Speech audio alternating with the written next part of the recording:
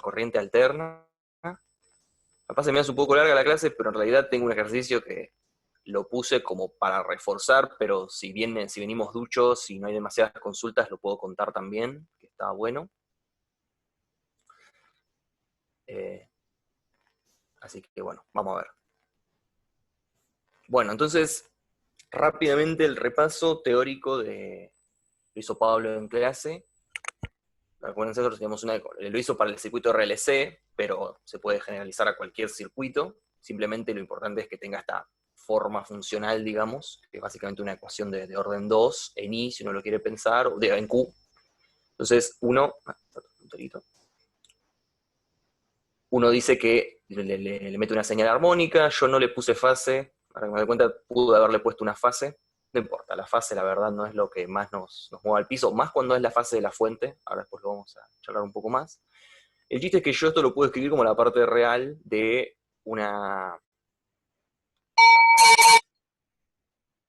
La parte real de una de una exponencial imaginaria, que es oscilatoria también, y el chiste es extender esto, es decir, bueno, si esto si el lado derecho yo lo puedo escribir con la parte real de una exponencial imaginaria, quiero también la parte izquierda escribirla así. Entonces, en algún sentido parece que me estoy complicando la vida, porque estoy pasando de variables reales, que en principio, como son reales, las puedo parametrizar con un número real, a complejas, que tengo que escribirlas con dos números reales. Entonces, en algún sentido parece que uno se está como complicando la vida, pero no del todo, porque si yo hago esta expresión y yo quiero derivar, se vuelve increíblemente fácil. Para los que hicieron, los que están haciendo Mate 4, probablemente ya hayan visto y sepan que lo que estamos haciendo acá es transformar Fourier la ecuación diferencial, para transformar una ecuación diferencial, en este caso de orden 2, en un polinomio de grado 2, lo cual, no sé ustedes, los polinomios son más fáciles de resolver en general que las ecuaciones diferenciales.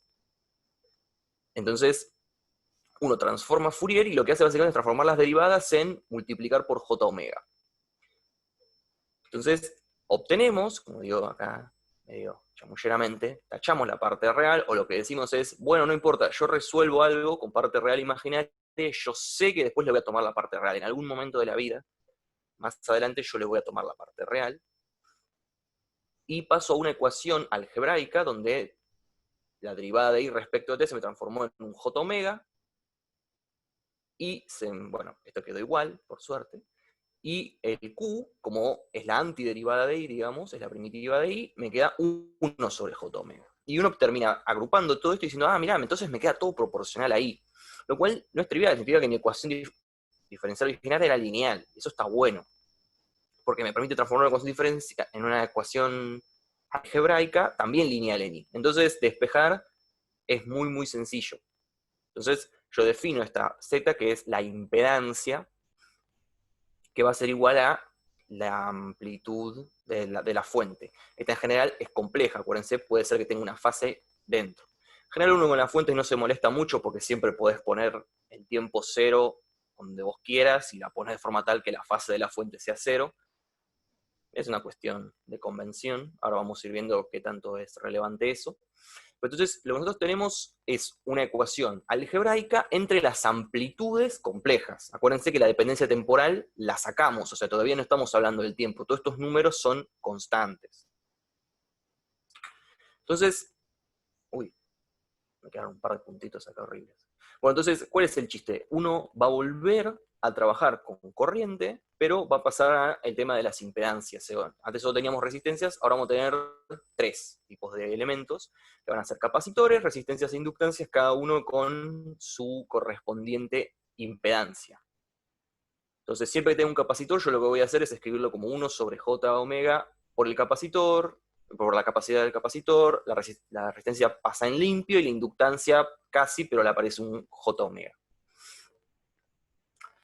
Entonces, ¿cómo se suman las impedancias? Ya Pablo lo comentó en clase, pero lo bueno es que se suman como resistencia. Entonces, si están en serie, simplemente se suman. O sea, yo tengo una Z1, una Z2, yo lo puedo escribir entre A y B, ¿no? Desde el punto de vista de entre A y B, yo lo puedo ver como una única impedancia Z, que es la suma de las dos impedancias originales.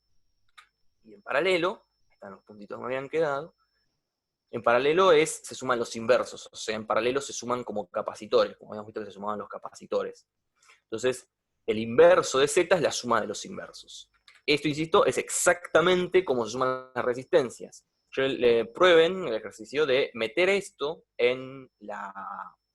O sea, poner en vez de Z1 y Z2, Z de dos capacitores, y van a ver que también recuperan la suma de capacitores.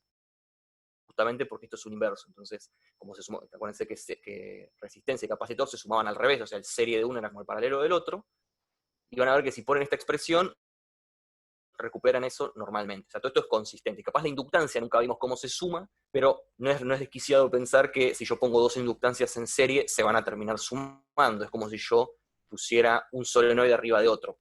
Lo que estoy haciendo es meterle más espiras, eso me va a dar más inductancia. Entonces, es más o menos razonable que se sume igual que una resistencia. Si no, créanme, por favor. Y por último tenemos la ley de Kirchhoff. Yo puse este menos acá, capaz lo saco después, nunca me acuerdo bien cómo se enuncian del todo, porque está todo ese tema de las convenciones. Pero lo importante es que seguimos teniendo las mismas leyes de antes. Tenemos una ley de nodos, que nos dice que sobre un nodo todas las corrientes tienen que sumar cero, o sea, si yo sumo la cantidad, todas las entrantes tienen que ser igual a todas las salientes, aún para números complejos, que eso es importante. No es trivial ahora que esto es complejo, pero sigue valiendo. Y para mallas tenemos lo mismo. Si yo sumo todas las caídas de potencial en las impedancias, donde ahora la caída de potencial es literalmente como antes.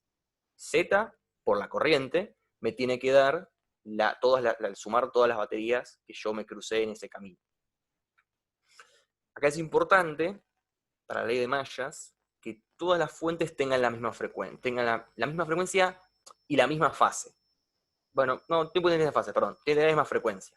Si yo empiezo a meter muchas fuentes con distinta frecuencia, esto ya no vale, todo se va un poco al caño, pero bueno, no se preocupen, en general no suele pasar que uno mete muchas frecuencias en un mismo sistema, no, a menos que estén en toda la red eléctrica, no creo. Pero es importante esta hipótesis. En general igual no hay más de una fuente, pero ténganlo en mente. Tiene que ver con que justamente cuando hicimos la cuenta de antes, perdón que vuelva, sacamos los C omega T de factor común. Entonces, si yo tuviera dos fuentes con distintos omegas, yo no puedo hacer esto de sacarlo del factor común porque tienen distintas frecuencias. Hasta acá estamos con el repaso. Yo lo hice muy, muy rápido, más para que les quede, para entrar en tema, pero capaz, de la teórica quedó alguna duda con esto, alguna incredulidad. Chat. ¿No? Bueno. Entonces, de nuevo, para quienes... O sea, las leyes de Kirchhoff.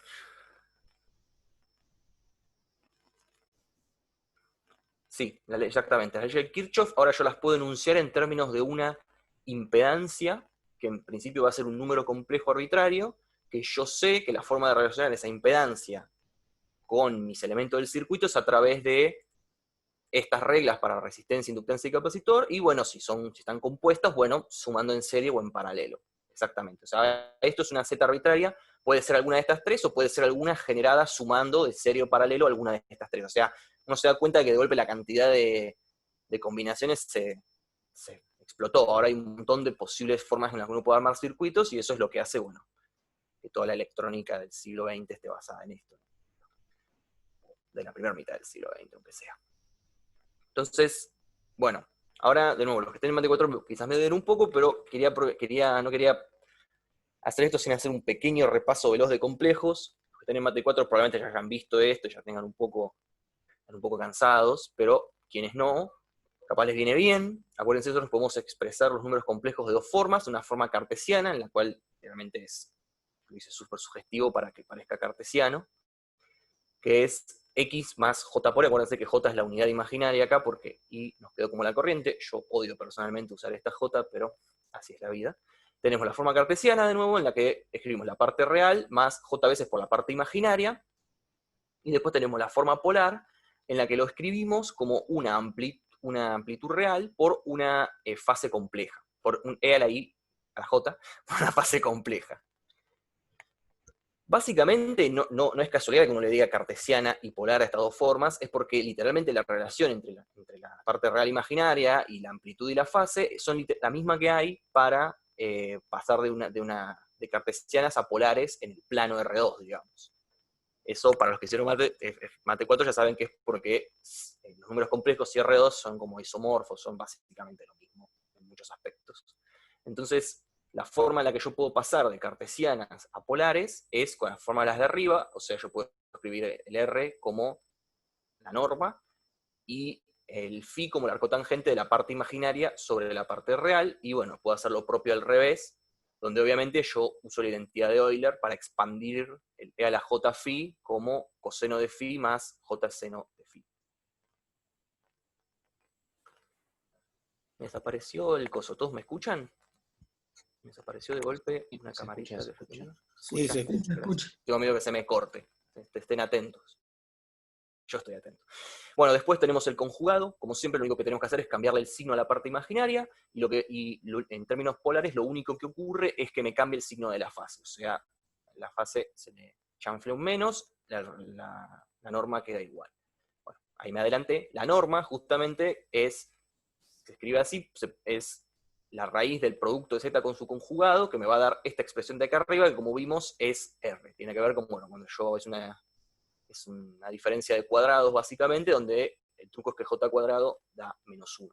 El inverso se puede escribir fácil en términos del conjugado, como el conjugado sobre la norma al cuadrado, que me termina dando esta fórmula en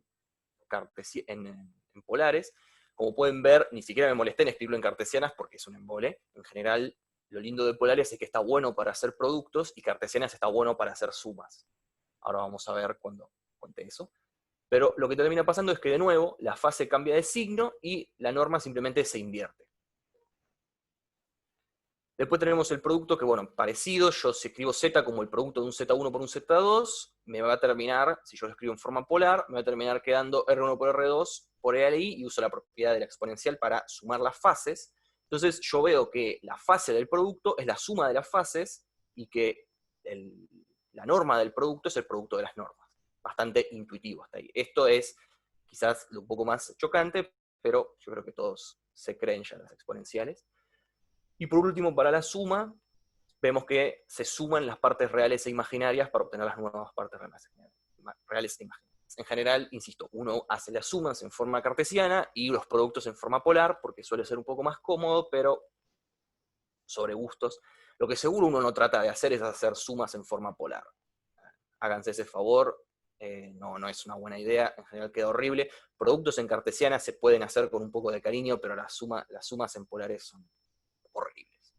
Entonces, hecho este resumen súper rápido de complejos, ¿hay algo que no quedó claro? Pregúntenme, porque capaz complejos es algo que uno ve medio de refilón. Si no es en Mate 4, uno lo ve medio de refilón en Mate 2, álgebra lineal, SBC, y quizás no es tan trivial como lo digo.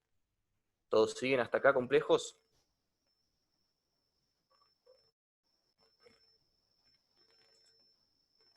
Excelente. Sí, un resumen a los chombazos de última les queda la cheat sheet para el futuro.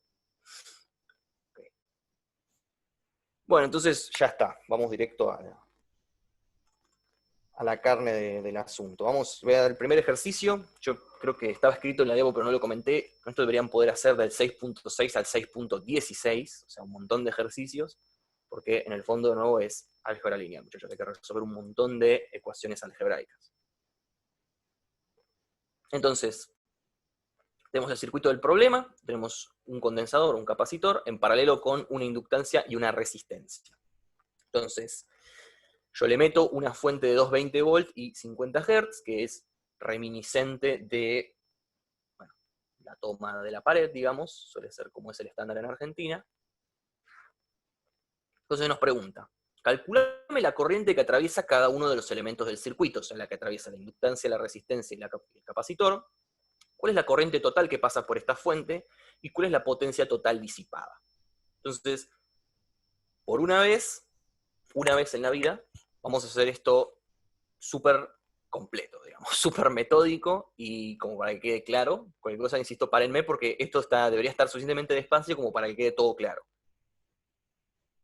Entonces, tengo una sola fuente, entonces yo me voy a tomar la libertad de ponerle fase nula y hacerlo real, simplemente porque me molesta tener fases de más dando vueltas. Total, tengo una sola fuente, agarro mi cronómetro, lo pongo a tiempo cero cuando la fase está por levantar, cuando está en el punto alto, y ya está. Seteé la fase de la fuente en 0. Nada muy desquiciado. Defino las corrientes. Obviamente yo voy a tener corrientes de rama en este caso. Tengo una corriente de rama I1 que va a pasar por el capacitor, y una corriente de rama I2 que va a pasar tanto por la inductancia como por la resistencia. ¿No? Estamos de acuerdo en eso. Yo voy a definir voy a definir estos noditos de acá, A y B. Entonces tengo la corriente 1 que va por el capacitor y la corriente 2 que va por la inductancia y la resistencia. Entonces, usando las leyes de Ohm, ni siquiera las de Kirchhoff, porque no estoy en una malla, simplemente sé que la caída de potencial entre A y B va a ser I por la impedancia que atraviese en todo su camino, que voy a llamar Z1 en este caso y Z2 en este caso. ¿Bien? Entonces, lo que viene ahora el tema es, bueno, ¿qué es Z1 y qué es Z2? O sea, sí, perfecto, pero tengo que calcular las impedancias equivalentes acá. Bueno, para uno es fácil, ¿no? Porque solo tengo un capacitor. Entonces, uso la formulita de dos diapositivas atrás, y yo sé que la impedancia de un capacitor es 1 sobre J omega C. Ya está, nada más. No tengo nada en serie, nada en paralelo, no tengo que hacer ninguna técnica de suma ni nada raro. Ahora, en la rama 2 tengo dos en serie, tengo una L y una R. Por suerte tener en serie, y sumar en serie es un poco más fácil que sumar en paralelo. Entonces, la Z2 no va a ser más que... proyecten hacia abajo. La Z2 no va a ser más que la suma en paralelo pero en serie, va a ser la suma de una impedancia de resistencia más una impedancia de inductancia. ¿Sí? Entonces me va a quedar R más J omega L. ¿Quedó claro hasta acá? ¿Todos ven cómo sumamos, cómo obtuvimos estas impedancias?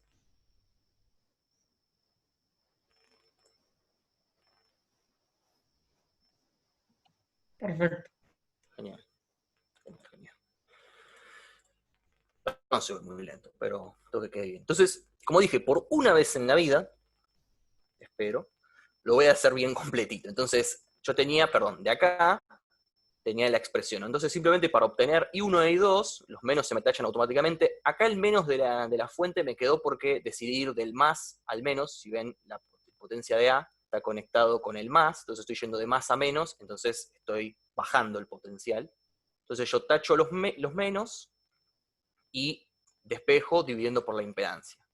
Entonces la corriente 1 divido por 1 sobre esto, entonces termino multiplicando, y algo que hizo Pablo en la teórica, que yo voy a tratar de seguir una convención similar para no confundir, es, si yo le pongo explícitamente la dependencia del tiempo, o sea, le pongo que depende de t, es porque es la corriente real, y si no se lo pongo es porque es la amplitud compleja. Entonces, yo sé que la parte real de esto, yo sé que la corriente va a ser la parte real de la amplitud compleja por el fasor, digamos, el término E a la I, J, E a la J omega T. Entonces, escribo bien esto, y lo que hago ahora es meter este J, lo voy a escribir en su forma polar, que por suerte es facilonga, para absorberlo todo adentro del fasor, digamos. Entonces, J yo lo puedo escribir como E a la J pi sobre 2, a ver si entran en duda, siempre se pueden dibujar tendría que haberlo dibujado, para mí. Dibujar el círculo sobre el plano complejo, y si ustedes hacen un pi sobre 2, se pasan del eje real al eje imaginario, están sobre este eje imaginario vertical. Entonces, es simplemente es J pi por pi sobre 2. Entonces, si yo tomo parte real a esto, como todo esto es real, específicamente porque me tomé el laburito de decir que esto era real al principio, simplemente lo puedo sacar afuera de la parte real y me queda la parte real de una exponencial imaginaria, que es el coseno. Entonces, vemos que la corriente sobre esta rama va a estar simplemente desfasada un pi sobre 2 respecto de la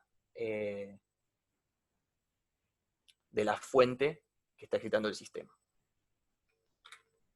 Bueno, para I2 va a ser un poquitito más complicado, pero más o menos va a salir. Yo lo que voy a hacer es, de nuevo, paso dividiendo la impedancia de 2, me queda el épsilon sobre esta impedancia, y ahora lo que yo quiero es, bueno, todo bien, pero yo sé trabajar con los complejos cuando están arriba, cuando están abajo es un poco más difícil de ver, entonces se hace el clásico truco de multiplicar y dividir por el complejo, que es equivalente a lo que les había dicho un par de diapos atrás. ¿Se acuerdan de que el inverso de z es z conjugado sobre el módulo de z? Si se fijan, es efectivamente a lo que llegamos. Esto es z, si esto es z, esto es z conjugado, porque tiene un menos en la parte imaginaria, y esto es el módulo de z al cuadrado, porque es simplemente la suma de los cuadrados.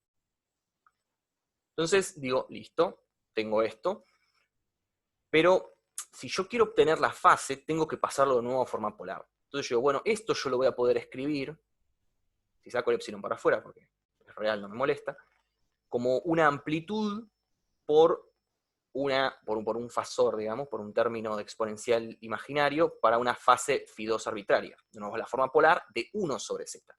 De nuevo, ¿cómo llegan a esto? Pueden haberse avivado acá, haber dicho, listo, escribo la forma polar de esto, y hago el truquito de simplemente tomar 1 sobre r y cambiarle el signo a la fase, o pueden haber hecho todo este proceso.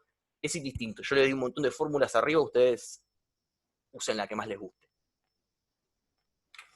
Entonces, nada, la norma de A, uso el truquito de que es el cociente de las normas, ¿no? Es la norma del de arriba, digo la norma del de abajo. Esto ya es real, así que no tengo nada que hacer.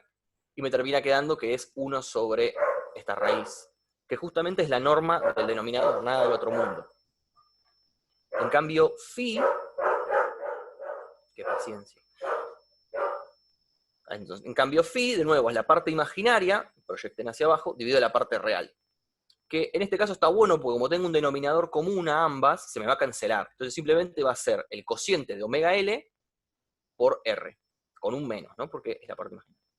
Como el arco tangente es impar, yo puedo sacar el menos para afuera, acuérdense de eso, acuérdense que la tangente está definida como seno sobre coseno, entonces tiene esa imparidad cómoda metida adentro, entonces yo puedo escribir como un menos el arco tangente de omega L sobre R. Si se fijan, L sobre R es un tiempo característico, ¿no? Si se acuerdan del circuito RL, me parece que capaz lo hicieron en la teórica, y hoy en la teórica sé que vieron un montón de esos tiempos característicos. Esto es como una especie de tiempo característico de, no sé, descarga de la inductancia, si quieren, es un poco brusco, o de disipación de la energía almacenada en una inductancia. Estos tiempos característicos aparecen un montón, porque justamente están asociados a los tiempos naturales del sistema sin forzante. Entonces, nada, acá medio fiaca. Quedó como un phi, pero que es importante recordar que depende de omega, ¿no? Porque acá está metido el omega acá. De hecho, podemos ver que la fase es con un menos, así que retrasa, digamos, en algún sentido, depende cómo uno define el retraso en este aspecto. Pero vemos cómo depende la corriente 2. De nuevo, ya que hoy vieron un poco de los filtros, vemos de que la corriente I1 crece con omega, o sea, en algún sentido puede pensar como un pasaltos, o sea, cuanto más grande es omega, mayor es la corriente que pasa por el sistema, y este es al revés, es un pasabajos, porque cuanto mayor es omega, menos corriente ocurre. Razonable, como había dicho Pablo en la teórica, por Faraday es bastante intuitivo de que esta rama va a tender a penalizar las corrientes altas y esta va a tender a beneficiarlas. Exacto. Perdón, las corrientes altas, las frecuencias altas, perdón. ¿Estamos hasta acá? Esto de escribir realmente la fórmula, yo lo hice acá como para ilustrar, pero no, en general uno no lo hace, no es tan relevante. Uno simplemente calcula la fase, sabe cuánto es el desfasaje y se queda contento. Porque eso te define si los circuitos los podés más o menos poner juntos o no. ¿Estamos entonces? Paso, creo que me quedaba algo de este ejercicio igual. Bueno, paso. Entonces, ahora lo que me pide es la corriente total que pasa por la fuente. Bueno, la corriente que pasa por la fuente va a ser esta I grande, ¿no? La que va por toda esta malla, y si quiero, por el circuito equivalente de acá. Pero voy a usar la ley de nodos, y lo que voy a decir es, ok, sobre el nodo B, yo tengo una corriente que entra que es I2, una corriente que entra que es I1, y una corriente que sale que es la I, que después va a terminar pasando por mi fuente. Bueno, entonces, nada, entrante es igual a saliente, conservación de la carga. Y va a ser I1 más I2. Que yo ya sabía que era I1 era epsilon sobre Z1, y 2 era epsilon sobre Z2. Y bueno, me sale lo que ya esperaba, ¿no? Que es el epsilon sobre una especie de Z equivalente, donde Z equivalente es la suma de los inversos. O sea, si yo hubiera agarrado esto, yo lo pude haber reemplazado por una Z equivalente gigante, que no era más que sumar en paralelo esta Z con esta Z, que es lo que me salió acá. Razonable, o sea, llegué de dos maneras distintas. Pude haber llegado por la ley de nodos, o pude haber llegado reemplazando todo esto por un circuito equivalente. Todo es consistente, de hecho, En el fondo estás haciendo la misma cuenta, ni siquiera te ahorras mucho. Entonces, nada, calculo el set equivalente que ya uno va viendo que no es muy amigable. Saco el denominador común, entonces multiplico esto por el denominador, lo expando para separar bien parte real de parte imaginaria. Vemos que la parte real me queda 1 menos todo este término, y en la parte imaginaria me queda simplemente este término R omega C. Es loco, ¿no? Porque de golpe la resistencia se terminó metiendo en la parte imaginaria. Y eso es como que algo en principio uno no esperaría que ocurriera, ¿no? Porque uno ve que cuando escribe la impedancia de una resistencia, es simplemente la resistencia y es real, es un número real. En cambio, cuando uno empieza a mezclar cosas en paralelo y en serie, más que nada en paralelo, puede pasar que la resistencia se te meta en los términos imaginarios y que el capacitor y la inductancia se te metan en los términos reales. Es importante para tener en cuenta eso. Y de nuevo, lo paso a una forma polar. Lo escribo como la norma de esto, que no es más que la norma del cociente de los dos. Entonces, tomo parte real al cuadrado, parte imaginaria al cuadrado, de nuevo, parte real al cuadrado, parte imaginaria al cuadrado, todo raíz, y lo voy a escribir como un e a la j tita. A ver, el chat. En algún sentido podés pensar que la resistencia te puede introducir un desfasaje. Sí, exactamente. Eso tiene que ver con cómo está puesto respecto del capacitor. Si estuvieran en serie vas a ver que no te introduce un desfasaje, pero estando en paralelo, sí. La resistencia te está metiendo un desfasaje.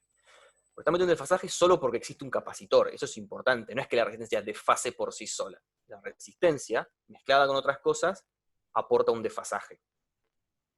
Si yo este capacitor lo reviento, o saco esta rama por completo, va a ser que la resistencia no desfasa para nada. Yo este circuito de golpe lo abro, la resistencia no genera un desfasaje. El tema es que como está en paralelo con el capacitor, hay como una interacción, si querés, entre los dos.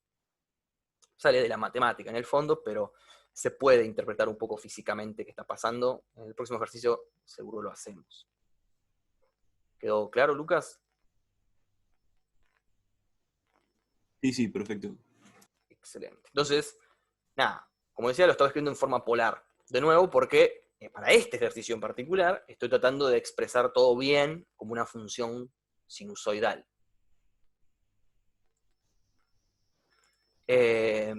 Entonces, bueno, nada, tengo que escribir, afortunadamente, el tita. Acá voy a hacer el truquito, estoy haciendo de muchos trucos, de muchas formas para que vean que hay mucha libertad a la hora de hacer esto.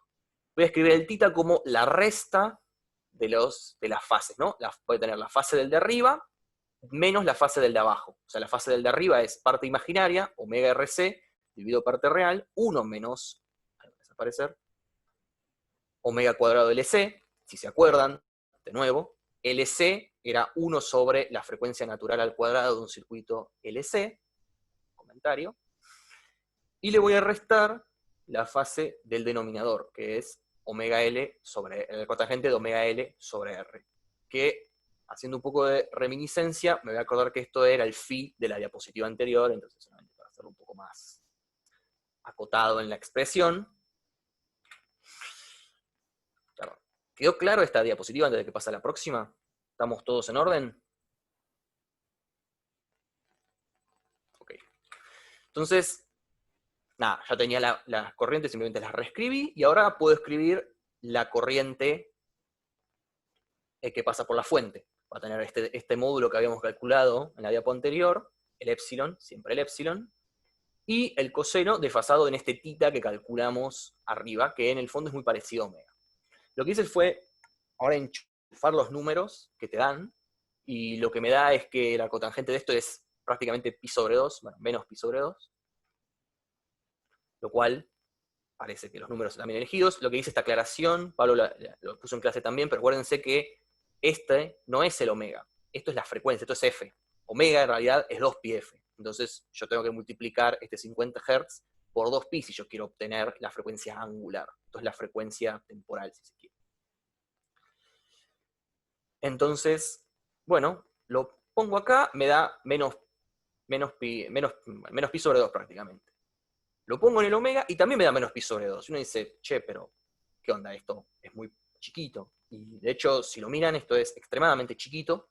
Tiene que ver con que esta resistencia es irrisoria en general, un ohm es una resistencia relativamente chica. Un microfaradio es una capacitancia, me parece que razonable. Lo tengo súper claro, me parece que es un número bastante estándar dentro de lo que se usa. 100 milihenries o 0,1 henries es también parecido, es un valor razonable, pero un ohm en general es chico, a veces se habla más de kilo ohms, y mega ohms incluso en electrónica, y lo que te hace es que este numerador sea muy, muy chiquito y esta arcotangente, por ende, también sea muy, muy chiquito. Y por último, calculo la potencia. Esta no es la potencia media que vieron hoy en clase, de esa vamos a hablar después. Esto es la potencia total, digamos, la potencia en función del tiempo, disipada sobre la resistencia R, que es lo que me está pidiendo en el último inciso.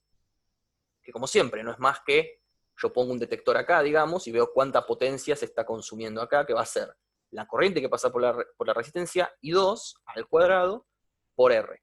Todo esto es real, ¿eh? Acuérdense que esto ya I2 de T es real, ya lo hicimos real. Si yo no puedo usar el I2 imaginario y elevarlo al cuadrado. No. La potencia seguro es real. Nunca la hicimos compleja, digamos. Entonces es I2 al cuadrado por R. Bueno, me quito un par de raíces, eso está bueno, y me termina quedando esta expresión. Yo lo que hice fue de nuevo poner los valores, me dio más o menos 50 watts, lo cual significa que el ejercicio tiene su lógica, es como una lamparita. Es un numerito redondo y lindo, y después, bueno, me queda el coseno al cuadrado, que en general vemos que no va a ser lo relevante, o sea, por eso es que después vemos, y lo vieron en la teórica, se define el valor eficaz, que es lo que vamos a hacer más adelante. Pero bueno, acá tenemos todo, la resolución a lo TOC teórico de tengo todas las expresiones en función del tiempo, soy una persona feliz. ¿Estamos felices? ¿Alguna duda quedó? Esas...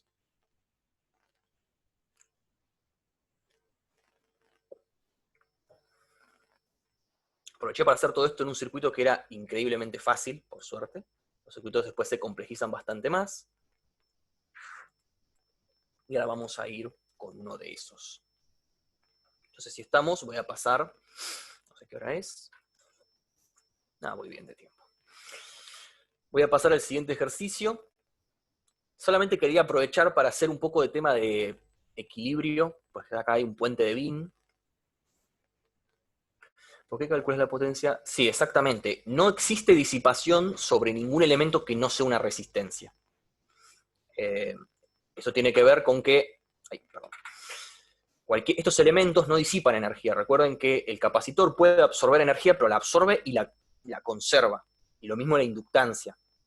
En cambio, la resistencia la quema, literalmente la expulsa. Entonces, en general vos no podés hablar de potencia disipada en un capacitor. Podés hablar de potencia almacenada, quizás. Pero es energía que no se puede ir del circuito. La energía que entra en un capacitor o una inductancia se queda en el circuito. En cambio, esta está saliendo. Sale como calor, como luz, normalmente como calor, pero puede salir. Por eso es que siempre la potencia disipada se calcula sobre R. Vamos a ver después que vos podés calcular la potencia disipada por una... Claro. ¿Qué dice Pablo? Vamos a ver que si vos podés calcular la potencia disipada por una impedancia en general, pero lo que haces es tomarle parte real y decís, esto es una resistencia. Ahora lo vamos a ver un poco más adelante. Entonces, voy al 6.10. Como decía, que habla del puente de Wien. En general es un método que se usa para medir bien, es una forma, tengo entendido, bastante eficiente de medir resistencias, en la que vos pones un equilibrio muy particular de resistencias para medir una que te falta. Entonces, lo que nos dice es encontrar las condiciones de equilibrio sobre el puente de Wien, que en este caso es el detector. O sea, tenemos un circuito, va a haber una corriente, ¿no? Cada rama va a tener una corriente, entonces va a haber una corriente en particular que está atravesando el detector. Puede ser, por ejemplo, un amperímetro. El chiste de la condición de equilibrio es pedir que esta corriente sea nula. O sea, que yo ponga mi detector y no mida nada. Y esto, en el fondo, va a ocurrir solamente si la diferencia de potencial entre A y B es cero. ¿No? Esto es como la definición de equilibrio, si quieren, es no medir nada. Entonces, hay dos formas de hacer esto. Está la forma apropiada, que es, ok, listo, yo tengo tres ramas, de tres mallas, una malla 2 mallas, 3 mallas, bueno, esto no es una malla, no nos compliquemos la vida, vamos con 3, y decir, bueno, resuelvo las 3 corrientes, y pido que la corriente neta por acá, que va a ser la suma de esta corriente con esta corriente que va en contra, sea 0. Eso es una forma. Es un sistema de dimensión 3.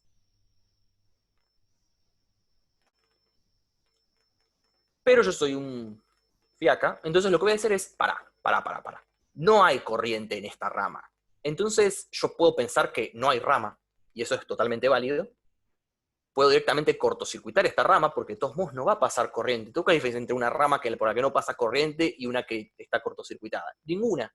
Entonces simplemente puedo arrancar esta rama, bueno, me olvidé de algo, y definir solo 2 corrientes. Una que va a pasar por esta primera malla, y otra que va a pasar por esta segunda malla, donde yo ignoré por completo el detector. Lo que voy a hacer es... no es lo que decía. Voy a ignorar D, y voy a resolver estas 2 corrientes de malla, y voy a agarrar todo este choclazo de acá y lo voy a escribir como una Z, ¿no? Porque no me voy a estar resolviendo una ramita acá de lo más irrelevante que existe. No. Entonces, esta de acá, yo voy a decir que esto es toda una Z, donde estoy sumando una resistencia con un capacitor en paralelo. Entonces sumo los inversos. Y acá se ve lo que ocurría con los capacitores. Como está en paralelo, termina sumando en el numerador, si se quiere. O sea, no estás invirtiendo algo que ya está como 1 sobre, entonces te queda normal. Noten que esto está a la -1, eso es importante. ¿Están hablando en el chat? No sé si... ok, no, está mal. Bien, hasta acá estamos, ¿se entiende cómo es la lógica? Quería contar este ejercicio más que nada por el truquito este del puente. Si no, insisto, yo también lo hice, pueden resolver las 3 corrientes y en algún momento pedir que la corriente neta sobre esta rama se anule, eso también es válido, es un poco más largo y no quería dilatar más la clase, pero es totalmente asible. Prueben. Entonces, vamos a calcular la caída de potencial. Yo siempre asumo que arriba hay un más y abajo hay un menos. Es un poco arbitrario porque la fuente no tiene dirección, está justamente alternando, o sea, si yo acá digo que está la parte positiva, está la negativa, en medio periodo se me va a dar vuelta, entonces no me sirve de mucho, pero te sirve un poco para definir la fase. Entonces yo, para definir la fase, asumo que siempre arriba tengo la positiva, abajo tengo la negativa, solamente para no tener problemas con los signos, ¿no? Porque me puede salir un menos si yo no elijo bien la fase. Igual nadie se va a horrorizar por un menos, estamos en alterna, uno sabe que no hay una dirección bien definida de la corriente. Hoy creo que Pablo lo comentaba en la teórica, yo defino esta corriente para este lado, pero es medio un chamullo porque en medio periodo se me va a ir para el otro. ¿Qué se le va a hacer? Problemas de las cosas que dependan del tiempo, ¿no? Entonces, vamos a ir término a término con las leyes de mallas de Kirchhoff. Entonces yo tengo, primero, voy a hacer este recorrido en este sentido. Entonces yo sé que la diferencia de potencial va a ser, vengo con la corriente, me cruzo una resistencia, entonces caigo un R3 por la corriente I1. Acá lo que hice fue cancelar todos los menos, quizás me adelanté un poco, pero fíjense que creo que es consistente, espero. Pero sobre la resistencia, esta no pasa solo I1, pasa también I2, entonces de nuevo es I1 menos I2. Después lo mismo sobre C1 pasa I1 e I2, pero ahora la impedancia de C1 es 1 sobre J omega C1. Y lo mismo con R2. Y esto tiene que ser, como estoy dando toda una vuelta, la diferencia de potencial esta. Fíjense, si lo hacen todo cuidadosamente, van a ver que en realidad tendría que tener un menos acá y un menos en todos lados, pero me dio un poco de fiaca con tantos menos.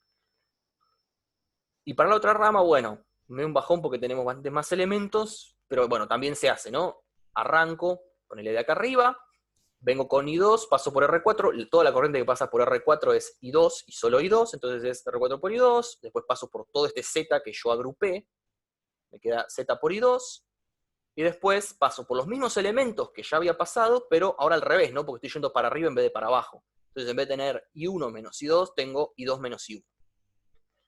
E hice esa aclaración, ¿por qué? Porque está bueno para agarrar todo esto y decir, che, pero esto es menos epsilon. Tengo una ecuación arriba que me dice que esto es menos epsilon. Entonces se ve que I2 se despeja en un instante como epsilon sobre R más este z que definí acá arriba. E I1, bueno, puedo despejar la resta, aunque sea en función de epsilon, y me queda I1 en términos de I2, lo dejé así para que me quede un poco más compacto, porque si empiezo a sacar denominador común nos vamos a volver locos, vamos a estar acá toda la tarde. ¿Estamos entonces hasta acá? A ver en el chat. No. Sí. ¿Quedó claro cómo hicimos esto? En el fondo lo único que hicimos fue lo mismo que hacemos con resistencias, pero ahora conscientes de que no solo tenemos R's, tenemos Cs, podemos tener L's, acá no, y Z's, digamos. Pero en el fondo es exactamente lo mismo, por ahora.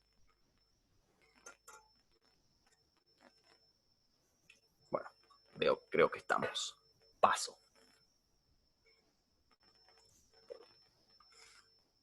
Bueno, yo ya usé la condición, digamos, de que acá haya corriente. En realidad, yo asumí que acá no había corriente, pero nunca lo impuse. Yo lo tengo que imponer. Tipo, si no, yo digo, no, mirá, hay una corriente de rama acá, una corriente de rama acá, todo bien, pero ahora tenés que decir, che, pero mirá, esta corriente de malla acá, una corriente de malla acá. Ahora tengo que decir, che, esta corriente de rama no existe, ¿eh? No sea Gil. Entonces, lo que voy a hacer es definirme los bornes, digamos, de mi detector, si se quiere, un A y un B. Voy a calcular la diferencia de potencial, yendo por el camino por el que la sé calcular, o sea, el camino donde tengo las corrientes, y voy a imponer que eso sea cero. Porque eso me va a imponer la condición de que no haya corriente. Eso es en el fondo la condición de equilibrio de la que nos estaba hablando el enunciado. Si ustedes resolvían las tres corrientes de malla, la condición de equilibrio es pedir que la corriente acá sea cero. Que si se fijan va a ser I2, que viene así, menos un I3, que viene así. No sé si ustedes pueden ver el cursor en tiempo real, pero que sí. Entonces solo un comentario igual. Entonces, lo que tengo es esta condición. La caída de potencial entre A y B tiene que ser cero. Y esta yo la conozco, la puedo escribir. Si yo vengo por acá, vengo con I2, o sea, vengo con I2 positivo, tengo una caída en R3, menos R3 por la corriente que la atraviesa, pero en este sentido la corriente es I2 menos I1, ¿no? Porque I1 viene en contra. Y en R4 tengo otra caída, pero esta vez es solo I2 y estoy yendo con I2, así que me queda menos R4 por I2. Nada del otro mundo. Bastante, de hecho, nos quedó idéntico a una corriente continua, con la salvedad de que estas I son imaginarias en realidad. ¿Se entendió esta condición? ¿Se ve? Ahora lo que voy a hacer es poner los valores de las corrientes y hacer un poco de álgebra. O sea, lo que voy a hacer es pasar esto para el otro lado. Cuando lo paso, está bueno porque se me da vuelta esto, ¿no? Porque se me aparece un menos, me queda I1 menos I2, que esto ya lo conozco, básicamente este término de acá, por el R3, y del otro lado, bueno, me queda I2, que es bastante facilongo, por R4. Entonces, empiezo a hacer un poco de malabares algebraicos, paso esto multiplicando para acá, esto lo paso... no sé por qué di vuelta a esto, discúlpenme, mala mía. Bueno, pasé esto multiplicando para acá, esto multiplicando para acá, y después los di vuelta, porque soy un colgado, entonces me quedó todo este término de acá, y lo copado acá es que me queda un R3 por un R4 a ambos lados, que cuando expanda esta distributiva, se me van a cancelar. Entonces me va a quedar, básicamente va a desaparecer estos dos términos de acá, y me queda una expresión que, como pueden ver, tiene R4 y R3 una sola vez, porque acuérdense que el Z tenía otras cosas adentro, ahora lo vamos a ver bien. Entonces yo puedo despejar lo que me pedía el problema, que era el cociente entre R3 y R4. Me termina quedando esta expresión. Que, vamos a decir una, ¿cuántas condiciones son estas en realidad? ¿Esto es una condición o son dos? Creo que hice la pregunta de forma demasiado sugestiva, pero no está mal que alguien me responda. ¿Cuántas condiciones tengo en esta ecuación realmente?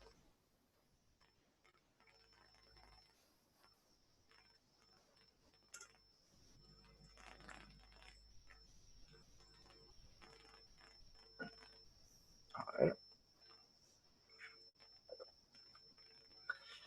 Dos, sí. Tommy, yo tengo una ecuación, ¿no? Tengo una ecuación en complejos. Entonces, como dice Lucas, una ecuación en complejos lo que yo tengo que igualar es parte real y parte imaginaria. O amplitud y fase, si quieren. Entonces, en el fondo yo tengo dos ecuaciones reales. Acuérdense, una ecuación compleja, en el fondo son dos ecuaciones reales, si uno lo quiere pensar. Entonces voy a obtener dos condiciones, justamente. Que es a lo que voy ahora. Bueno, nada, escribo Z como hay que escribirlo. Fíjense en la diapo anterior, si quieren, pero por suerte, como yo tenía una expresión cómoda para 1 sobre Z, que era el inverso de R más J omega, hago toda la expansión, separo bien parte real de parte imaginaria, y yo sé que acá esto es todo real. Y yo tengo acá la parte real y acá la parte imaginaria. Entonces lo primero que veo es que esto seguro tiene que ser 0. Y de nuevo, como digo, tengo las dos condiciones, que son parte real y parte imaginaria, o amplitud y fase, si uno quiere. Que esto es Y por alguna razón la asignó a Camila Cristiano como host y paró de grabar. ok. Ahí se Grabo está yo ahora. grabando de vuelta. ¿Está Ahí la grabando? está grabando vos. Listo. Anarquía. Anarquía. Y a full. Eh, listo. Ok. Estaba con los batidos, sí. Acá se podría generar como un batido similar, es como cuando vos, insisto, probá, es matemático igual, en el fondo no es un batido a lo F2, no vas a escuchar un alto y un bajo como poner dos diapasones juntos, pero se va a ver un poco eso de que están como levemente torcidos, entonces se están sumando dos ondas.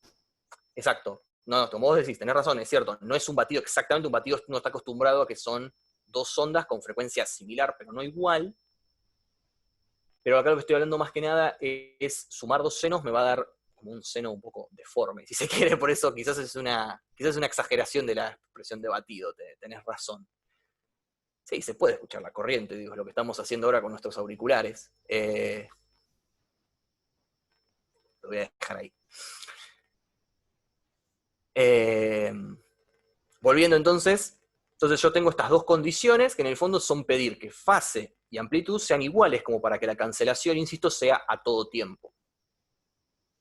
En particular, uno si pone las condiciones que el problema te impone, que es que la resistencia R1 y R2 son iguales, y C1 y C2 son iguales, esto se vuelve un lindo 2, entonces me queda que la parte real tiene que ser igual a 2, o sea que R3 tiene que ser el doble de R4, y me impone una condición sobre la resistencia, o sea, sobre la frecuencia, que tiene que ser, básicamente, omega por RC tiene que ser 1, que, de nuevo, acuérdense, RC uno lo puede pensar como el tiempo de descarga de un capacitor, ¿no? Yo tengo un capacitor en serie con una resistencia, y veo cuánto tiempo se tarda en descargar, que de hecho, si lo miran con un poco de años, es exactamente lo que tengo acá, tengo un capacitor con una resistencia en serie, te está pidiendo más o menos de que la frecuencia sea comparable con el periodo de la onda que yo le estoy mandando sea comparable con el tiempo de descarga. O sea, es como una especie de respuesta copada ahí.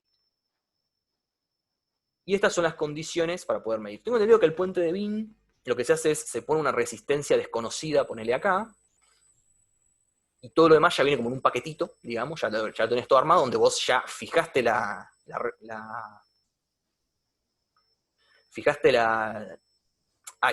fuente para que tenga esta frecuencia y se cumpla esto lo podés cumplir de prepo, ¿no? Si todo tu sistema, menos el R3 y el R4, ya vienen fijos, esta condición vos la podés cumplir de fábrica, si querés.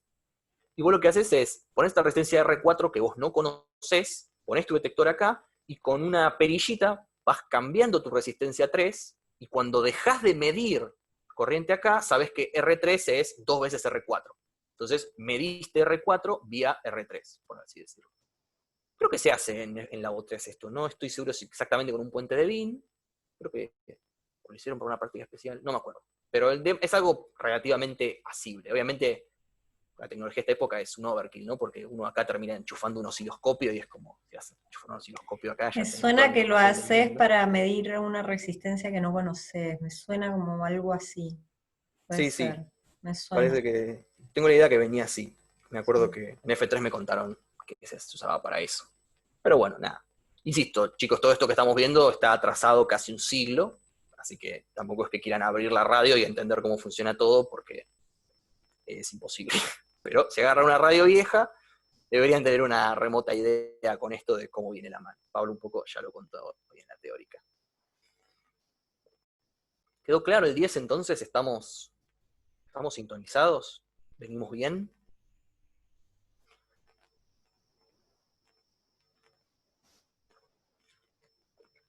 Qué suerte que venimos bien. Una pregunta que me quedó colgada, una duda. Vale. ¿Por qué la parte imaginaria al final de todo, donde tenés R3 sobre R4, ahí la parte imaginaria, ¿por qué la igualás a 0? Y porque no tengo parte imaginaria de este lado, ¿no? Esto es todo real. Ah, Tengo claro. algo real igualado a algo complejo, entonces la parte imaginaria se tiene que anular, porque esto puedo escribirlo como un más j por 0, si querés. Claro, sí. Entonces, igualando Perfecto. término a término, se me tiene que anular. No, está bueno, está bueno. Bueno, entonces, ya que está todo claro, o nadie se anima a decirme que no, les quería proponer, si tienen ganas de plantear un poco este ejercicio, lo voy a usar como intro a Thevenin, aunque no es Thevenin, pero es para contar un poco de Thevenin. Tenemos este circuito de la figura, yo ya me adelanté y puse las corrientes, no sé por qué. Tenemos el circuito de la figura y nos pregunta, nos dice, allá B', que es la diferencia entre los bornes A y B, y mostrá que el módulo de B es igual al módulo de B', o sea que la caída de potencial acá es igual a la caída de potencial entre un borne y otro, digamos, entre un lado y otro de la batería. O sea que en algún sentido no estás perdiendo tensión si medís acá o si medís acá, que no es trivial. Después te dice, grafica la diferencia de fase entre B y B', eso a menos que tengan un Python a mano en mucha velocidad, no es la idea que lo hagan, pero aunque se encuentren la expresión de cómo es la diferencia de fase entre B y B', y después, esto, si lo llegan a hacer, los voy a felicitar, pero no es la idea, es para introducir, hallar el equivalente de Thevenin visto desde A y B. Vamos, no sé, 10 minutos, 15 minutos para hacer esto. Obviamente que ya les tiro un spoiler, para obtener B', claramente hay que resolver el circuito con todas las corrientes, ¿no? Uno de eso medio que no zafa. Así que vamos 10, 15 minutos y nos volvemos a juntar porque y lo 10. comparamos. 10 minutos. Ok, pongo pausa. ¿Se pudo? ¿Llegaron a algún punto y se trabaron? ¿Lo hicieron todo? A ver, ¿alguno llegó a hacer el A completo? Para hacer una estadística de qué tan bien explico.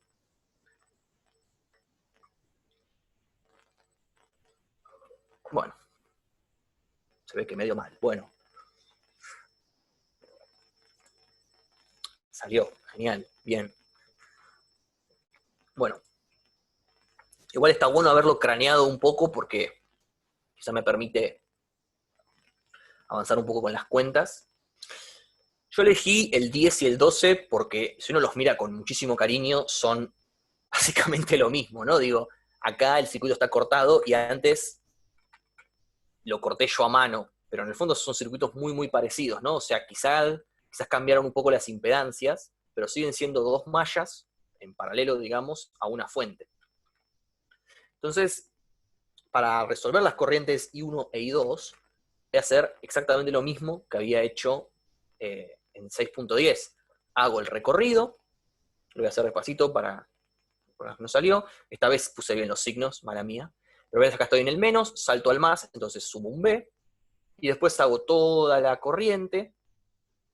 Tengo una caída en C, es al revés, que obviamente es 1 sobre J omega C, porque esta es la impedancia asociada al capacitor, por la corriente que pasa, que es 1 y 1, que viene para abajo, menos I2 que va para arriba. Y lo mismo en R, pero acá la impedancia es más sencilla. Entonces, todo esto igualaba a 0 por la ley de Kirchhoff, que la vuelta anterior lo único que hice fue ya esto pasarlo para el otro lado para ahorrarme una ecuación mala mía. Y después, para la segunda malla tenemos algo parecido, ¿no?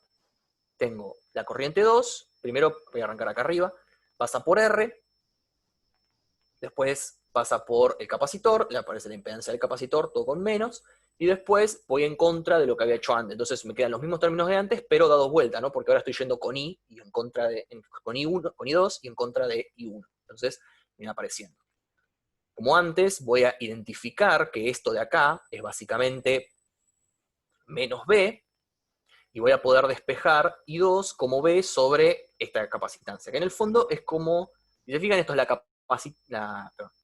la impedancia equivalente de haber sumado un R con un C en paralelo. O sea, es una corriente que en algún sentido lo único que ve acá es todo un choclazo, que es R más C, ¿no? Acá dice la expresión de a la -1 para no tener unos denominadores horribles.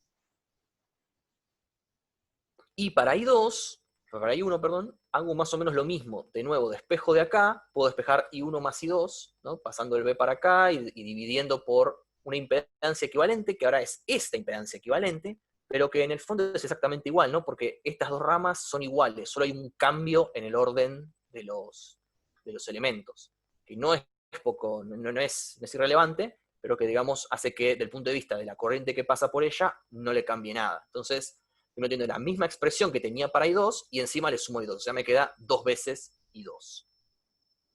¿Se ve esto? ¿Salió más o menos? ¿Alguien no le dio así y tiene alguna duda de por qué?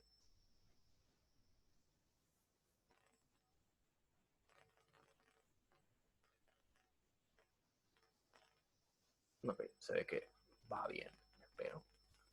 Entonces, nada, es bastante razonable si uno lo piensa, ¿no? Porque si uno mira desde la corriente I1, ¿no? Tengo esta fuente y una corriente que pasa por este circuito equivalente. O sea, perdón, bueno, algo así.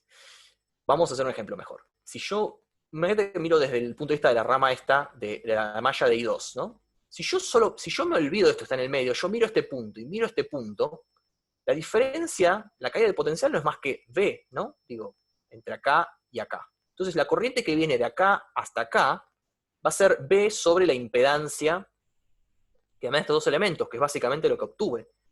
E I1, si yo solo miro esta parte, me olvido de toda esta parte de la derecha, es lo mismo. Solo que ahora le tiene que ganar a I2 también, entonces va a tener que ser el doble, cosa de que viene una corriente acá, se divide mitad y mitad, y por ambas ramas, por esta rama y por esta rama, va a pasar la misma corriente. Y es razonable porque tienen la misma impedancia y la misma diferencia de potencial. Pero la de malla, como también incluye la corriente que pasa por acá, tiene que tener en cuenta ambas y sumarlas. Entonces por eso queda el doble. Una forma más de verlo. Vamos al jugo de la cuestión. Puedo calcular B'. B' no es más que la diferencia de potencial entre A y B, entonces lo que tengo que hacer es, no lo marqué, hacer un camino, como lo que antes era el camino verde, que vaya de A hasta B por el camino, por el lado que yo la conozco. Pude haber elegido por arriba, pude haber elegido por abajo. Como vemos, hay una clara simetría de ambos caminos. Me voy a cruzar un capacitor y una resistencia, así que no debería haber mucha diferencia. Yo elegí por arriba. Entonces, por arriba yo vengo con I2, ¿no? Voy en sentido antihorario, en contra de I1, entonces, sobre la impedancia de C, que es 1 sobre J omega C, voy a tener la resta de las corrientes, todo con un menos adelante, entonces voy a tener I2 menos I1, y sobre R solo voy a tener I2. Entonces es I2 por R. Pero usando el truquito, que yo ya sé que I1 es 2 veces I2, puedo escribir esto como menos I2, con el menos se me hace I2, lo saco de factor común y me queda la impedancia del capacitor menos la resistencia. Y si yo ahora escribo I2 en términos de capacitor y resistencia, lo que veo es que son muy parecidos el denominador y el numerador. De hecho, la única diferencia que veo es que cambia de signo a la parte real. Y eso ya nos tiene que decir algo. Porque nosotros sabemos de que, por ejemplo, el conjugado no es más que cambiar de signo a la parte imaginaria. Y eso tiene la misma norma. Entonces, ¿el chiste cuál es? Si yo defino como z, que ya medio que lo había hecho implícitamente, el denominador, yo puedo ver que el numerador es menos z conjugado. Vamos a ver por qué. Si yo hago conjugado, lo único que hago es cambiarle el signo a esta parte y esta queda igual. Y si yo encima le chanfleo un menos adelante, el cambio de signo que le había introducido la parte imaginaria se me cancela, pero me aparece un signo negativo en la parte real. Entonces, esto es básicamente lo inverso al conjugado, en vez de, es literalmente el inverso del conjugado, o sea, la resta del conjugado. En vez de cambiar la parte real, la parte de signo a la parte imaginaria, cambio la parte real. Pero más allá de eso, a mí lo que me importa es que tengo un número complejo, divido otro número complejo, y los dos tienen la misma norma. Porque la norma de menos z conjugado es la norma de z. Acuérdense que el conjugado un número complejo y su conjugado tienen la misma norma, se puede deducir de todas las expresiones que les puse al principio. Entonces, si yo tomo módulo a ambos lados, veo que me queda el módulo de B y el módulo de T cociente, que en el fondo me va a dar 1. Esto de acá tiene módulo 1. y me queda que el módulo de B' es igual al módulo de B. ¿Se ve todo esto? ¿Ve? Acá está bueno, todos esos truquitos que les di arriba, digamos, todas estas formulitas, esos truquitos, son justamente para facilitarse un poco las cuentas y ver estas cosas de forma un poco más rápida. Cuando yo me puedo dar cuenta de que dos impedancias son iguales, son conjugadas con un signo o algo así, las cuentas se van a tender a hacer mucho más rápido. Si no, yo tendría que haber, como siempre, haber tomado módulo de ambos, haber calculado esto al cuadrado, más esto al cuadrado, esto al cuadrado, más esto al cuadrado, tomar la torre raíz, darme cuenta de que el signo no importa. Hubiera llegado, pero con un poco más de vuelta quizá. ¿Se ve esto entonces? ¿Estamos todos de acuerdo? Ok. Veo que sí.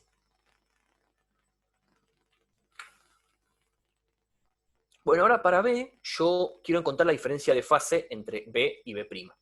Entonces, lo que hago es agarrar la ecuación que tenía antes y la reescribo un poquito. O sea, paso básicamente el B dividiendo. Entonces, ¿qué me va a quedar? B' sobre B. Sé que sus normas son iguales, ¿no? O sea, ya probé que la norma de B y la norma de B' son iguales. Entonces, yo puedo escribir esto como un R por I a la J delta phi, pero el R es el cociente de estos R's que son iguales, así que me va a quedar 1. Lo puedo escribir básicamente como una fase imaginaria nada más. Y es razonable, ¿no? Porque esto es igual a algo que ya también sé que tiene norma 1. O sea, todo esto tiene norma 1, entonces yo lo puedo escribir simplemente como un E a la J delta phi. Donde delta phi va a ser la diferencia de fase, ¿no? Porque B' va a tener una fase, B va a tener otra fase, su división va a tener una diferencia de fase, que es la que yo estoy buscando. ¿Se ve por qué esta es la diferencia de fase que yo estoy buscando? ¿Y por qué la puedo escribir así? Es importante esto, porque ahora voy a darle duro.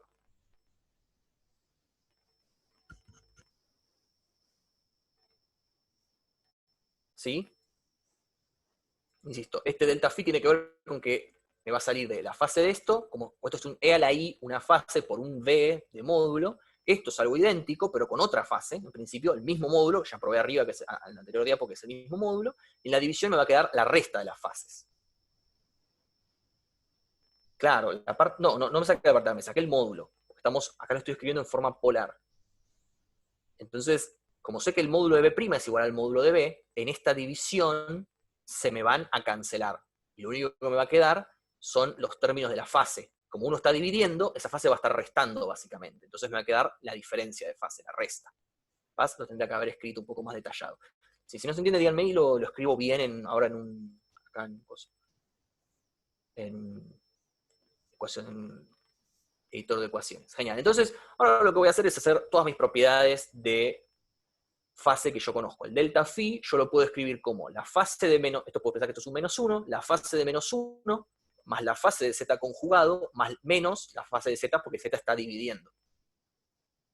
Y bueno, la fase de menos 1, si ustedes lo escriben, se dan cuenta que es pi. ¿Por qué? Porque e a la i pi es menos 1, es una de esas relaciones lindas de la matemática, por lo que le dicen. Y la fase de z conjugado, acuérdense que es menos la fase de z, porque cuando yo conjugaba, en términos de polares, lo único que pasaba era que me cambiaba el signo de la fase. El módulo quedaba igual.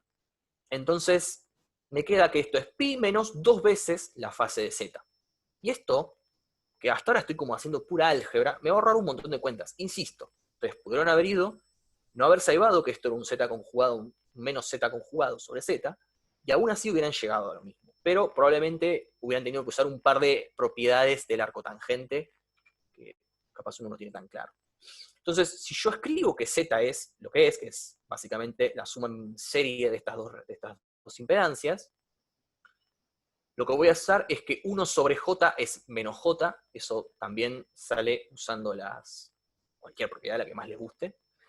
Hay un montón de formas de verlo, pueden usar, por ejemplo, que el inverso de un número complejo es su conjugado dividido su norma cuadrado, entonces la norma cuadrado de j es 1, y su conjugado es menos el mismo porque es imaginario puro, entonces sale esta expresión de acá, y de nuevo calculo el arcotangente dividiendo la parte real, la parte imaginaria, por la parte real. Entonces me queda 1 sobre omega c dividido r, o sea, el arcotangente de esto. El menos lo saco para afuera, porque el arcotangente es una función impar.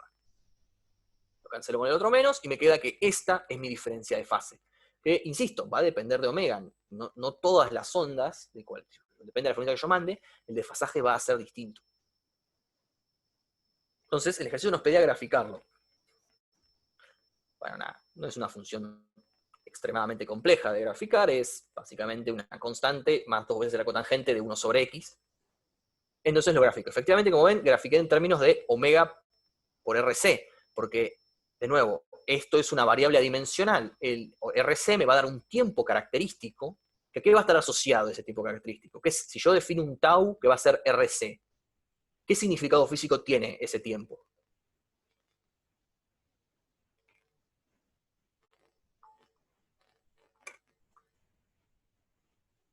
Ahí me va a tener que responder, Perdón, muchachos, disculpen. ¿cómo fue la pregunta? Perdón. Omega RC es un número adimensional, ¿no? Entonces yo puedo pensar que RC es un tiempo característico de algo. ¿De qué? Era el tiempo en el que se cargaba, no sé si era un tercio del capacitor o 2 tercios del capacitor, me parece algo Exacto. así, ¿no? Perfecto, sí, exactamente eso. Es un tiempo asociado a cuánto tarda en cargarse un capacitor. Está bien, puede ser un tercio, no lo tengo claro, pero seguro está asociado a ese tiempo de carga o descarga de un capacitor. Entonces, vamos a ver un poco este gráfico. Veo de que si omega por RC es 0, me queda la cotangente de 0, que es pi o 0. Sí, perdón, es pi sobre 2, perdón. La cotangente de 0 es... No, perdón, la cotangente de infinito. Perdón, si yo mando omega a 0, esto es la cotangente de infinito, que es pi sobre 2. Entonces, pi más 2pi sobre 2 es 2pi, que es lo que veo acá arriba de todo. Esto significa de que la diferencia de fase, B' está... Perdón, que la diferencia potencial B' está en fase con B. Y esto se puede obtener de muchas maneras. Yo puedo decir que C es 0, que R es 0, o que omega es 0. Todos son casos físicamente distintos, pero que tienen un comportamiento muy, muy parecido. Por ejemplo, si C es 0, básicamente, es razonable, no tengo capacitor. Y acuérdense que las resistencias, si yo tengo C igual a 0, no tengo un capacitor acá. Es como si esto estuviera literalmente un canal abierto. Entonces, lo único que tengo son resistencias en el sistema. Y las resistencias no introducen desfasaje, es algo que ya sabemos. O sea, si yo pongo una resistencia, el desfasaje es nulo. Porque lo único que obtengo es R por I es igual a B. Y eso no tiene desfasaje, no hay ninguna parte imaginaria ahí que me introduzca un desfasaje. Entonces, veo que el desfasaje es 0. Es casi como un circuito de corriente continua. No tengo nada que hacer. Bueno, si omega es 0, estamos en corriente continua. No hay mucho más que decir, estamos en corriente continua, no hay desfasaje. Tiene que ver más que nada con que, de nuevo, este capacitor se carga, corta la corriente y se queda como que acá no hay nada. Y tenemos una corriente constante que pasa por el sistema con desfasaje nulo. Y si R es igual a 0, esto es algo divertido, si R es igual a 0, lo que está pasando es que esto se vuelve un cable, ¿no? Y si esto es un cable, B está directamente conectado a la fuente, y A, como esto también se vuelve un cable, está directamente conectada a la fuente. Entonces, claro, no, obvio que no va a tener desfasaje porque están... O sea, B' es exactamente igual a B porque estoy mirando dos bornes que están conectados directamente con los bornes de B, sin ninguna impedancia en el medio, ¿no? Porque el C capaz existe, pero si acá tengo resistencia 0, toda la corriente se me va a ir por acá, créanme, y ninguna corriente se va a molestar en venir por C. En general ocurre eso, toda la corriente va a venir por R, entonces esto va a estar básicamente en contacto con la batería. Se ve este ejemplo súper extremo. Yo siempre digo que en la física uno entiende los casos extremos, tiene una intuición de lo que pasa en el medio, y si la curva más o menos pasa por esos 3 puntos, está más o menos conforme. Entonces, ¿qué casos tengo yo súper claro? Este caso en 0 lo tengo re claro porque ya lo estudiamos hasta el cansancio en corriente continua. Entonces, ok, esto me da como tiene que dar un poroto para corriente alterna. Ahora, el siguiente punto que a mí me interesa es este que marqué acá, que es 1. Si yo estoy en 1, veo que, se puede ver acá, tengo un desfasaje de 3 medios de pi. ¿Por qué? Porque el arcotangente de 1 es pi sobre 4. Pi sobre 4 por 2 es pi sobre 2, pi más pi sobre 2, 3 medios de pi. Pero acuérdense que cuando uno habla de fase, como uno diría a lo álgebra 1, uno habla de fase módulo 2pi. O sea, yo puedo sumar o restar 2pi y la fase es la misma porque tengo funciones periódicas en 2pi. Entonces, desfasar 3 medios de pi, yo lo puedo pensar como desfasar menos pi sobre 2. Si se acuerdan de la teórico, es exactamente lo que hace un capacitor. Un capacitor desfasa menos pi sobre 2. Entonces, en algún sentido, es como que yo enganché un equilibrio entre la resistencia y el capacitor, de forma tal de que el capacitor desfasa como si no hubiera una resistencia. No sé si como no hubiera, pero como si, como si la fase de esta corriente básicamente es igual a la de esta. Eso es, a mí me resulta llamativo. Pero, nada, es razonable, digamos, es un valor que tiene cierto sentido. En este caso lo que vemos es que básicamente la frecuencia es exactamente igual, la frecuencia angular es exactamente opuesta al tiempo de descarga. Sí, inversa con el tiempo de descarga, porque esto es 1. Y lo que ocurre es como que hay como una especie de sincronía muy buena entre la frecuencia a la que la fuente manda subidas de tensión con el tiempo en el que el capacitor se está descargando, está largando corriente en contra. Esto es una interpretación, no es tan claro, insisto, es un caso intermedio, así que yo no lo entiendo. Pero bueno, vamos a ir al otro caso que sí probablemente entendamos, que es el de omega RC yendo a infinito.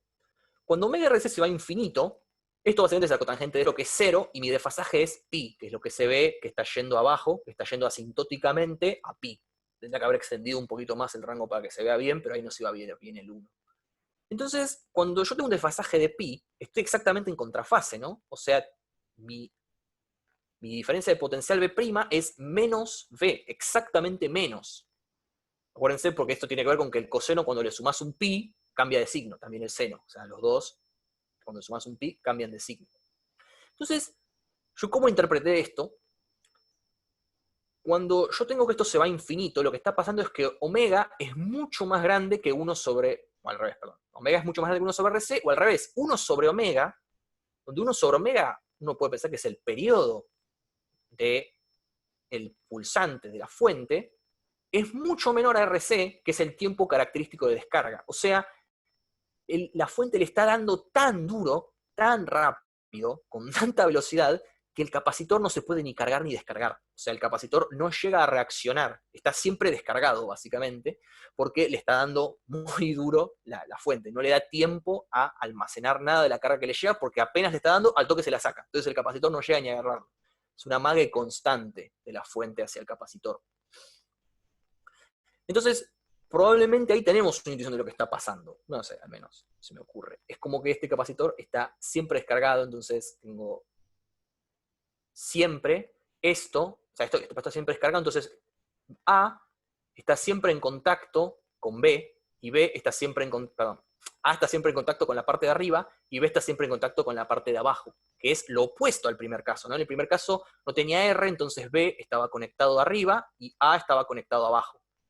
En este otro caso es al revés. Ahora, esto se volvió un cable, porque básicamente el capacitor no se carga ni se descarga, es un cable. Simplemente transmite, no llega a responder. Entonces, no puede meter una impedancia. Entonces, es como que A está conectado arriba y B abajo. Lo opuesto al caso anterior, entonces, un menos en la diferencia de potencial.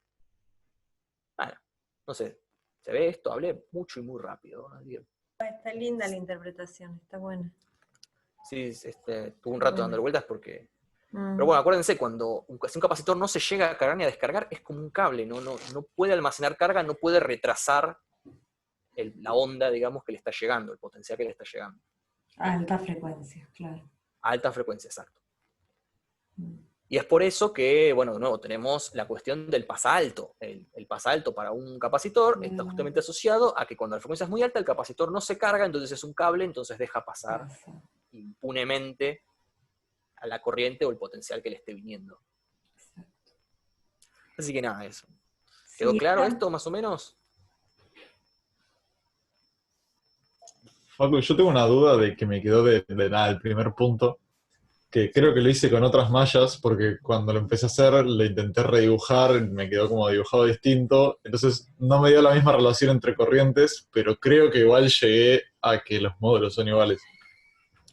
¿Qué mallas usaste? O sea, usé la 1 esa y la 2 usé la que está como por afuera, porque lo que hice fue como poner A y B en las puntas y redibujar el circuito. Tomaste todo esto. Claro. Entonces, la corriente esa me quedó que era como igual a 1, no el doble. Y cuando ponía en las cuentas... Igual, claro. Sí, te va a quedar igual. Sí, porque pensá que se superponen sobre este tramo. Entonces sí, te van a dar igual, pero te va a dar igual ahí uno. Sí, pero debería Ah, darte y igual la después diferencia de cuando. No, potencial. no, por eso, después cuando calculé Ah. la diferencia de potencial me quedó y 1 por algo y 2 por algo, que justo era ese algo era lo que te daba B. Entonces era el B' como que era lo mismo que B del módulo. Sí, te va a dar igual y tiene que ver con que justamente acá I2 te va a quedar el doble de grande, pero acá no lo vas a estar restando, digamos, ¿no? Porque cuando calcules la caída en C viniendo por acá te va a quedar solo I1, y acá te va a quedar solo I2, que es el doble de lo que era antes. Entonces todo más o menos se termina Claro. compensando. Ok, Sí, sí. o sea, no era tanto por el costo de temas que me había quedado como medio descolocado por esto que te habías dicho que te daba el doble y dije, bueno, lo dejo y sigo para no perderme, así que nada. No, es que de hecho, a mi parecer, tomaste una malla un poco más cómoda porque te ahorraste tener que calcular esta caída potencial más de una vez. De hecho, si te fijas, yo medio que también agarré todos estos términos de acá y los terminé reemplazando por B, que seguro te termina quedando una ecuación medio parecida. Como que I2 por estas dos caídas es B, ¿no? Porque tu I2 solo hace esto. Claro, por las caídas en R y en C. Sí, sí. Sí, no, las ecuaciones deben ser muy parecidas, de hecho. Pero sí, está perfecto. Perdón, ¿te puedo Bueno. hacer una pregunta esa también? Sí. ¿Arriba? Nada, Antonio, es bastante estúpido, pero no sé por qué le pones ese signo a B'.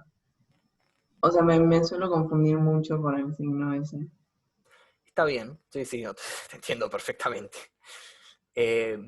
¿Por qué le puse qué signo a B'?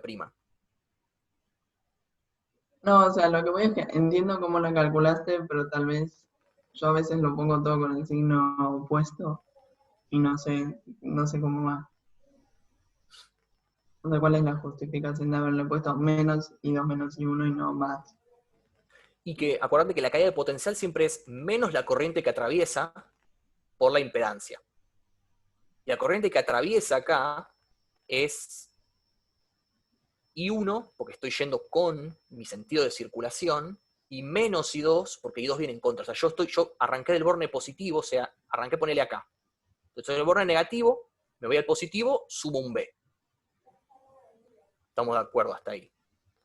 Ahora sigo avanzando, pego la curva, y cuando vengo por acá, estoy viniendo con I1, o sea, I1 está viniendo conmigo, lo tomo como corriente positiva, e I2 está yendo en contra mío, entonces lo tengo que restar. Pero la caída es menos esa corriente por la impedancia. Bueno, perdón, esta sería. Lo puse al revés. ¿Se ve? Claro, y cuando calculas B', que haces B a B, es como si estuviese subiendo de A a B. Claro, estoy buscando la curva, exacto, que me une de A a B. Que en el fondo es medio de lo que hice acá, ¿no? Acá, este B es la curva que me une esto con esto. O sea, la curva que me une el positivo con el negativo. Solo que ya acá lo hice al revés, porque yo me veo que arranqué en el negativo y terminé en el negativo. Pero si me hubiera ahorrado, digamos, si no hubiera pegado este saltito, hubiera venido de acá, todo por acá, la caída como es, menos B'. Menos B, perdón, porque estoy del positivo, di toda la vuelta y terminé en el negativo. O sea, tú siempre podés plantearlo de dos maneras, como una ley de mallas, en el estilo, doy toda una vuelta y sé que la suma de todo tiene que dar 0, o lo podés plantear como, esto es una cosa más personal, lo podés plantear como que arrancás en un lugar cuyo potencial conoces, dígase el borne de arriba, pegás toda la vuelta hasta un lugar donde también conoces el potencial, dígase el borne de abajo. Entonces vos sabés que todas las caídas que hiciste en toda esta vuelta tiene que ser la diferencia de potencial entre este borne, que vos ya conocés, y este borne. Este borne tiene B más que este, si querés. Pero yo lo haría con Kirchhoff, porque es más fácil, si no me mezclo mucho con esto. Pero no sé si respondí bien tu pregunta. Claro, sí. Y entonces B' sería el potencial en B menos el potencial en A, o el de A menos Exacto. Sería el potencial en B menos el potencial en A. Exacto. Es Bien, cuánto le gracias. tengo que sumar a A para llegar a B. Claro, mil veces. O sea, ahí asumís que el potencial en B es mayor al A. Sí, pero capaz me da con otro signo, ¿viste? De hecho, ya vimos de que el signo siempre va a ser opuesto, porque nada, elegí mal el sentido, pero a mí me gusta ir en sentido horario siempre. Horario, no sé por qué. Pero sí, de hecho, si mirás bien, vas a ver, viste, que la fase está entre pi y pi sobre 2. Eso significa de que el signo siempre va a ser opuesto, en realidad.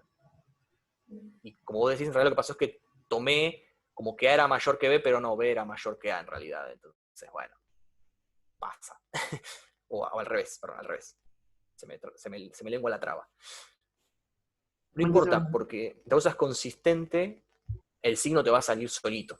Por eso es que me quedó este menos uno acá, capaz si lo hubiera hecho al revés, este menos no me saltaba y me queda un poquito más fácil. ¿Quedó claro? Más o menos. Sí, perfecto, mil gracias. No. Si yo hubiera tomado la fuente, tenía las cargas al revés, y la corriente sigue siendo consistente, sí, solo que lo único que hubiera pasado es que, como vos tomaste la fuente al revés, acá te aparecería un menos, ¿no? Porque si vos decís, yo dije que acá era más, acá era menos, entonces al ir de acá a acá me sube. Pero si vos ponías más acá y menos acá, te tenía que bajar. Ibas a obtener todo lo mismo, pero con menos B en vez de B, y lo que te iba a decir es, capot, le pifiaste al signo de la corriente, porque te dio todo igual, pero con un menos. O sea, que si realmente tenés el borde positivo acá, la corriente tendría que venir en el otro sentido. En general lo que importan son las diferencias de fase, más que las... Entonces por eso es que entiendo que Claro. no importa tanto el signo. Bueno, te va a quedar a menos de un pi, ¿no? Claro, somos un pi. De hecho, si se miran con un poco de cariño esto, no me quiero ir un poco mambo, el arco tangente no te devuelve un ángulo entre 0 y 2pi. Te devuelve un ángulo entre 0 y pi, o menos pi sobre 2 y pi sobre 2. Exacto. Entonces, eso ya te está dando una pista. Es como, mira, está bien, sí, los ángulos van entre 0 y 2pi, pero lo que importa es la fase entre 0 y pi, porque si no, de hecho, si se fijan, todo este rango que nosotros obtuvimos, al final estaba entre 2pi y pi. O sea, realmente no tenía información de un desfasaje mayor a pi, porque en general no es relevante, no te jode mucho. En general, todo se corta en pi. Pero bueno, es Lo cierto que... que... Sí, perdón. Sí, no, se terminó con el desfasaje y digo algo de las convenciones. No me acuerdo qué iba a decir, no era nada tan relevante. Probablemente iba a repetir lo mismo. No, una cosa que aconsejo, y tal vez lo dijo Facu, pero bueno, no, se me escapó, igual seguramente lo dijo él, que de alguna manera uno pasó ahora como a un complejo, y entonces las convenciones que veníamos usando de sobrecaídas, o sea, hay que pensar que cada uno de los elementos del circuito ahora son lo que llamamos impedancias. Impedancia capacitiva, impedancia resistiva e impedancia inductiva. Esas impedancias tienen una relación lineal, o sea, es la constante de proporcionalidad entre la caída de tensión y la corriente, a nivel amplitudes, ¿no? O sea, la parte temporal nos la sacamos de encima. Entonces, todas las convenciones del signo que usamos en la guía 3 sobre si voy por la corriente, cae el potencial, sigámosla conservando, porque nos va a ordenar en todas las cuentas, digamos. Porque como que por lo menos hay que tener una convención. Uno no puede hacer cualquier cosa. Entonces uno marca un sentido de corriente, obviamente esa corriente cambia cada rato, pero bueno, uno saca como una foto, y por eso ahí Facu asumió que sale de un borne positivo y va a un borne negativo. Perdón si lo dijiste y lo estoy repitiendo, pero... No, está buenísimo. Además, si lo dice la JTP, capaz me hacen más caso. No. Necesito poner algo en la pantalla. Si no quedan más dudas con esto, no hay problema. Pero yo terminé igual la clase, no sé, ¿querés comentar algo más? No entendí. No, necesito poner algo en la pantalla. Un anuncio parroquial. Dale, ahí te Un anuncio burocrático. devuelvo el poder. Okay. Esto es una tontería, pero por si no estuvieron. Quedamos con estas fechas de parciales y recuperatorios. ¿Alguno tiene problema con estas fechas? Lo dejo grabando incluso para si alguien, para que todos estén al tanto. Si no hay problema alguno con esta fecha, es lo que... O sea, es martes 18 de agosto, no lunes 17 de agosto, porque el lunes 17 de agosto es feriado, así que lo tengo que pasar al martes. Hacemos primero primer parcial y después segundo parcial. Así somos más ordenados. Y vos, Bruno, te tomo acá en el medio el alternativo. Joaquín, vos vas directo al lunes 10. Y seguramente en el medio pongamos clases de consultas. Igual, Joaquín, si no aprobas el lunes 10, tenés opción a otro.